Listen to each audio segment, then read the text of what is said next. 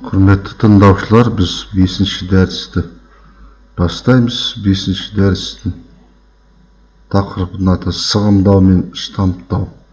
Сығымдау, штамптаудың мәні, тағайындалуы, негізгі сұлбалары және сығымдау, штамптаудың бейнелері сипаттайтын.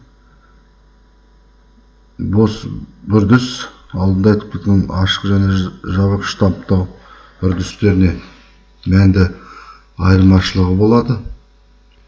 Өйткені бұл процесте штамптау үрдісімен қоса басқаша штамптау процесі деп атаудан басқаша сығымдау да процесі орын алады. Сығымдау деген металдар қысымы теориясымен қысқаша еске салып кетейін. Ол шыбақты материалдар, плуток тәрізді материалды алған кезде арнайы контейнерге дайындаманы орнатып, қыздырғаннан соң және матрицаны понсон арқылы деформациялаған кезде металл матрицаның тесігінен ағады. Ағып шыққаннан кейін әртүрлі профильді шыбықты, сырықты, прутковый деп дайындамалар алады. Міне келесі осы процесс мәні қазір назар аударып кетіңіздер. Ал қазір осы процесстің мәніне келген кезде тағы да мына анықтамаға келеміз. Ал сығымдау мен штамптау кезде сығымдаумен қоса штамптау үрдісі де орын алады. Өйткені алдымен ол штамптың арнасын толтырады. Штамптың арнасы толғаннан кейін екі тесік немесе бір тесік болса матрицада металл сол тесікке аға бастайды да нәтижесінде екі бөліктен тұратын немесе үш бөліктен тұратын ұсталық бұйымдар алынады. Енді бір же орталық штампталған бөлігі қалыңдатылған, ал матрица тесігінен шыққан бөлігі ол шыбық тәрізді болады. Мысалы, вал, біліктер тәрізді немесе басқадай сатылы ұсталық бұйымдарды жасаған кезде қолданады. Тағы да қайталап кетейін, процестің мәніне қазір біз тағы да тоқтап кетеміз. Келесіде анықтамасында сығымдау мен штамптау деген сөз процесс алдымен штамптау, штамп арнасы толады. Ашық және жабық штамптау үрдісі дегендей және матрица тесігінен ұсталық бұйымның басқадай бөлігі қалыптасады. Сонда ерекшелігі сипатталатын процесс. Процестің мәні нәтижеде жазылған, дайындама арнайы конструктивті жабық түрде жасалған штамп арнасында орналастырады. Дайындама металл шығатын тесіктері бар. Металл осы тесіктен негізгі арнадан ағып шығады және ұсталық бұйымның тағы да жаңа шыбық тәрізді бөлігін қалыптастырады. Атростық деуге болады. Және ол қалдық емес. Егер ашық штамптауда артық металл, біз айтып кеттік, арнайы артық металл қабылдайтын түйде жырашығында ағып қабылдағыш қақса, бұнда ол қалдық болып саналады. Түйдекті біз қалдық, ал бұнда ағып шығатын металл бөлігі қалдық емес. Қалдық бұнда ескерілмейді. Сондықтан да жабық штампта ұсталық бұйымдарды арнайы жаңағыдай бір бөлігі қалыңдатылған, бір бөлігі жұқа, қалыңдатылған бөлігінен жұқа арнайы ұсталық бұйымдардан жасау үшін қолданады. Бұл процесті сондықтан да осы процесті мына жерде мен қысқаша осы айтқанымды, осы жазылғанымды өз айтып кеттім. Қазір штамптаудың негізгі сұлбаларына тоқта келген кезде түсінікті болады деп ойлаймын. Міне тағайындалу тақырыптың екінші сұрағында ол арнайы жаңағы ұсталық бұйымдар тәрізді ұсталық бұйымдарды алу үшін тағайындалған. Оны қазақша сіздерге қиын келтіру, онда орысша айтсақ паковки с отростками дейді. Отростық деген жаңағы қалыңдатылған бөлігі, және отростық жаңа қалыңдатылмаған матрица тесігін ағып шыққан бөлігі. Бұндай ұсталық бұйымдар номенклатурасы өте кең ғой, өндірісте қолданатын. Оны біз жеке тақырыпты қарастырамыз. Міне қазір мен сіздерге осы тағайындауға назар аудар деп кезім. Енді пішіні де, өлшемдері де әртүрлі болады. Штампталатын бұйымдардың номенклатурасы өте кең. Осылардың ішінде кейде өндірісте шыбық паковки с отростками деген бұйымдар қажет болады. Штампта деформацияның бөлігі ол қалыңдатылған бөлігі, матрица тесігін ағып шыққан бөлігі ол жаңа отростық дедік. Шыбық тәрізді болып келеді. Мен осындай паковкаларды алу үшін осы сығымдау мен штамптау процесін кеңінен қолданады. Процесті міне жоғарыда келтірілген әртүрлі жабдықтарды іске асады. Горизонталь сығымдау машиналарында, престерде.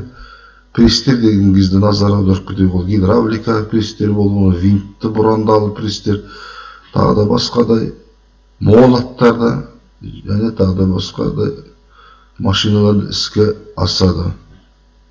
Міне келесі қазір штамптау сұлбасы деген кезде сіздерге тағы да мінекей осы сығымдау мен штамптау сұлбасы келтірілген. Осы үшінші В суретіне назар аударсаңыз, жаңа мен айтып кеткен қалыңдатылған бөлігі ол штамп арнасында қалыптасады. Штамптың арнасында және отростығы арнайы мына матрица ағып қалыптасады. Мұнда ағып шыққан мына бөлігі металл шығыны, металл қалдығы емес, ол жаңағы паковка сызбасымен берілген ұсталық бұйымның бөлігі арнайы. Мінекей. Мұнда бірінші кезде мына штамп арнасы толады, екінші кезеңде металл осы арнайы тесікке аға бастайды. Жаңағы келесі паковка бөлігін қалыптастыру үшін.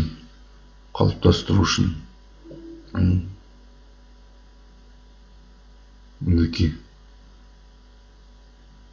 Ұсталық бұйымдардың сығымдайтын, өйткені металлдар қысымында үрдістерді біз престеу, сығымдау, выдавливание үрдістер түкеміз. Ондайда арна аспаптар болады, сығымдай аспаптар болады, шыбықтарды сығымдайтын мына жерде келтірілген. Осы аспаптар, шыбықтарды сығымдайтын аспаптарға ұсақ, бірақ айырмашылығы бар. Егер міне ұсталық бұйымдарды сығымдау және профильдерді престеу екі кезең тұрса, бірінші арнаны толтыру және жаңағы шыбықты немесе сырықты құру, ал сығымдауда екінші кезеңнің мәнді емес деуге болады. Өйткені сырықтың бөлігі оның корпусында аз болады. Процесс бұл жағдайда стационарлы емес, орныққан емес. Сығымдау процестің сығымдау мен штамптаудың кемшіліктері ол жоғары меншікті күштері, жоғары энергия шығындары, аспаптардың салыстырмалы төмен тұрақтылығы, аспаптар тез тозады, әсіресе тесіктер маңындағы. Және міне қазір мына басты жерлерде көре болады. Сығымдау мен штамптау келесі жалпы бейнелерімен сипатталынады. Бірінші, аспап арнасындағы негізгі металл көлемі штамптау процесі кезінде азаяды. Арнасы өйткені дайындаманың кейбір бөлігі сығымдау кезінде ұсталық бұйымдардың сырықты құру үшін ескерілген. Сырық дегеніміз мына бөлігін ескерілген. Екінші, металл қалдықтары ескерілмейді. Егер де ашық штамптауда түйдеу жырашығына ағып шыққан, ол да артық металл, ағып шыққан металл біз қалдық десек, бұнда металл қалдықтары ескерілмейді дайындама, бірақ артық металл болуынан бұл қалдық сырық бөлігінде сығымдалады, сырықты деген шыбықты және кесу штамптарда немесе механик өңдеумен жойылады. Үшінші, сығымдаумен алған ұсталық бұйымдары жоғары сапасымен сипатталады. Ішкі жарық, қуыстар, басқа да жарықтар болмауымен сипатталады. Және ол ақаулар, деформация процесі кезінде жойылады. Сонымен айырмашылығы сығымдау мен штамптау процесі. Келесі жаңа біз тоқтап кеттік. Штамптар типтері. Металл арнаны толтыру процесі кезінде түйісу, үлкен түйісу екеуісті бағыттармен сипатталынады. Процестерде металл мен штамптар қабырғаларының арасында үлкен мәнді үйкеліс күштері пайда болады. Мына жерде шамалы атырыстық ескерілген. Мұнда да алдымен штампаны соғаннан кейін жаңағы атырыстық қабылдасады. Арнайы тесіктерде.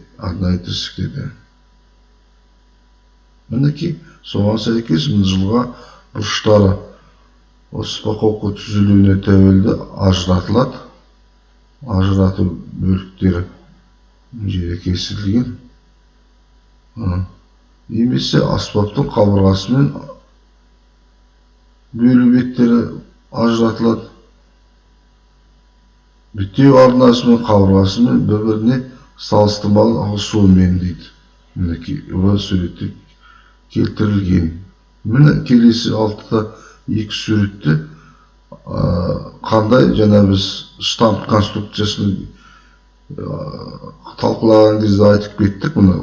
Қандай ұсталық бұйымдар штампталады деп. Мысалы бір жағы қалыңдатылған бөлігі тағы мына жерде тоқтап кеттік. Және мына жақта шыбықсты сырықты бөлігі. Екі сырықты бөлігі болады.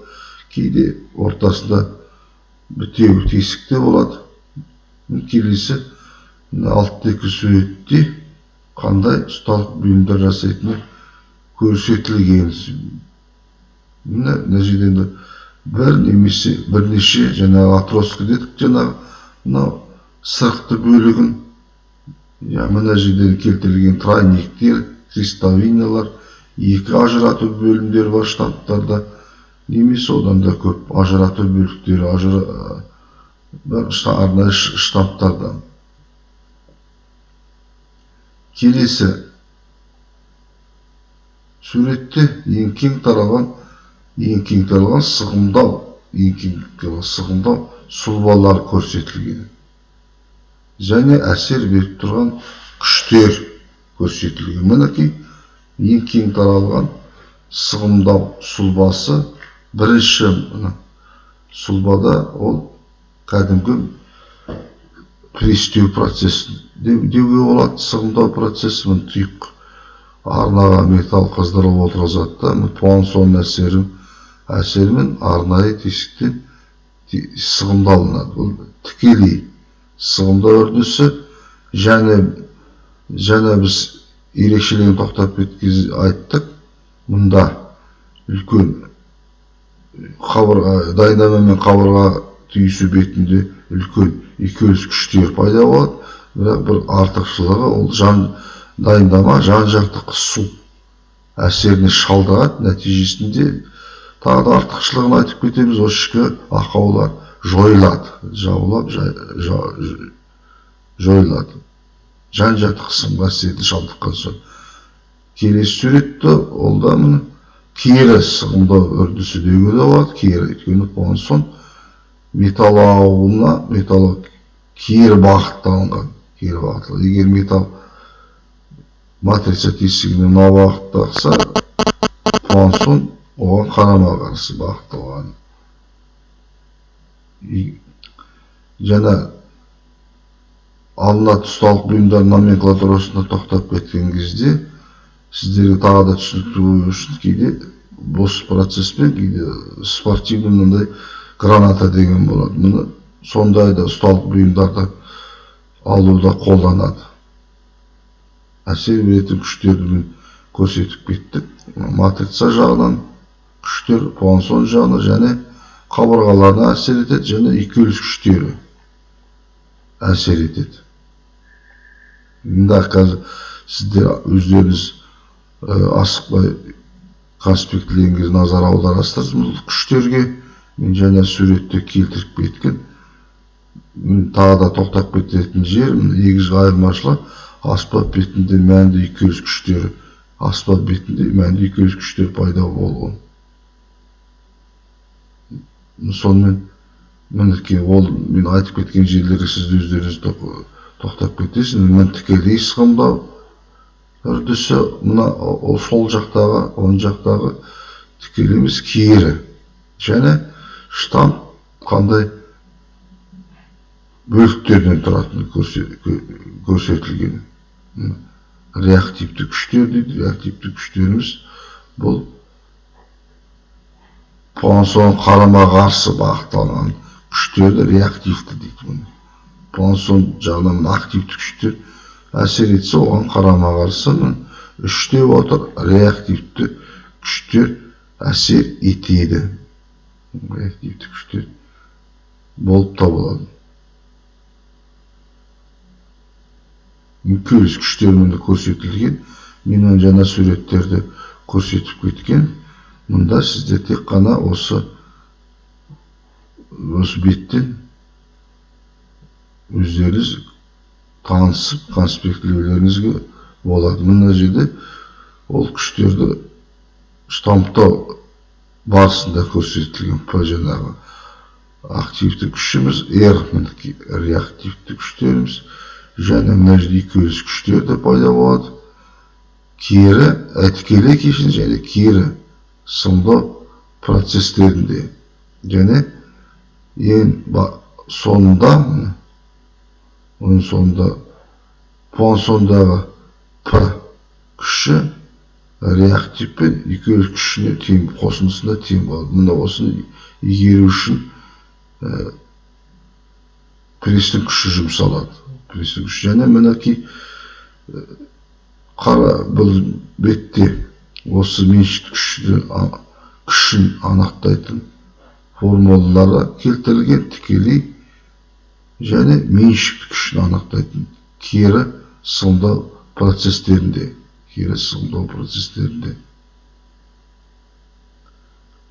Енді P сығымдау күшін, меншікті күшін соғу және штамптау престеу теориясында берілген. Бұл жерде технологияны процесін жасаған кезде осы күштерді анықтауға негізделген. Біз енді ол формулаларын өткен семестрде өткен соғу, штамптау және престеу теориясында берілген. Осы меншікті күші қалай анықталынады және толық күші штамптау процесі кезінде. Оны біз сол пәнде есеп шығарып танысқанбыз.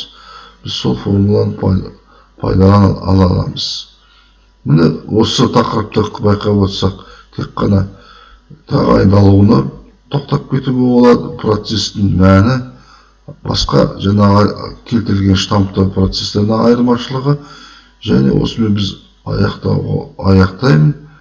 Толығырақ сіздер өзіндік жұмыстарында осы мен берген тақырыпты тағы да бір қарап шығасыздар.